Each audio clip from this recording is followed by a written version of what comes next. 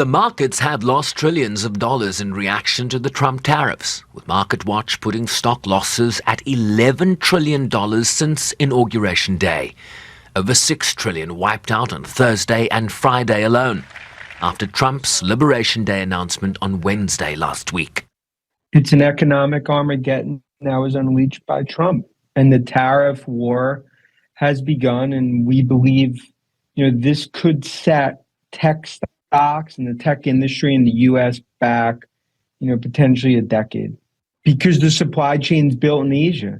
And this is dramatic in terms of what's going to do for growth, for cost, for, I think many of these companies.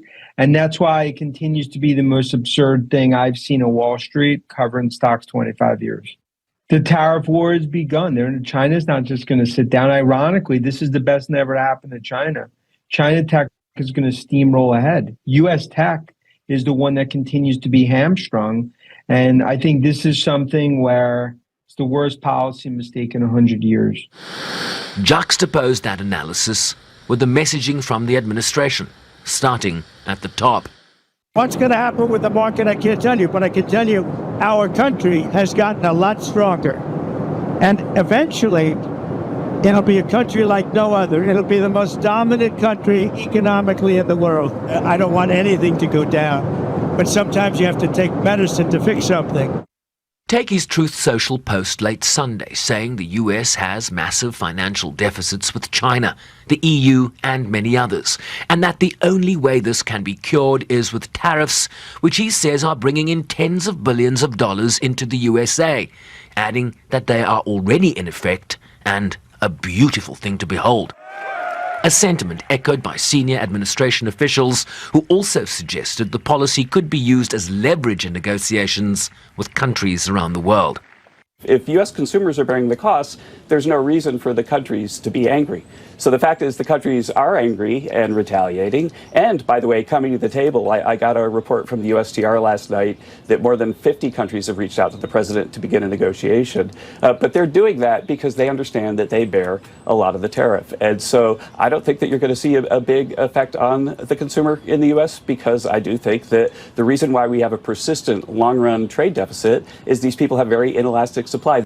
JP Morgan last week raised the likelihood of a US recession from 40 to 60% this year. CEO and Chairman Jamie Dimon writing to shareholders Monday that there are many uncertainties surrounding the new tariff policy, the potential retaliatory actions, including on services, by other countries, the effect on confidence, the impact on investments and capital flows, the effect on corporate profits, and the possible effect on the US dollar, adding that the quicker this issue is resolved, the better, because some of the negative effects increase cumulatively over time and would be hard to reverse. As uncertainty remains the prevailing sentiment for now. We're going to have to acknowledge tremendous uncertainty. We'll have to see how this is implemented and how it plays out. For me, a really critical question is what I would call dealability. By that, I mean the willingness now of the U.S. administration to negotiate with countries over market access, over legitimate frustrations and grievances that they have with countries, and reduce these tariffs in response to concessions or understandings with the countries.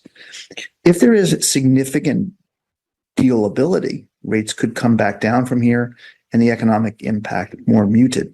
But if there is, as I suspect, limited dealability, because this is an administration that is core protectionist, I think we could see a significant economic dislocation. A dislocation that worries institutions like the United Nations and the Secretary General Antonio Guterres. He said it before. He said it more than a month ago that in a trade war, nobody wins. Right?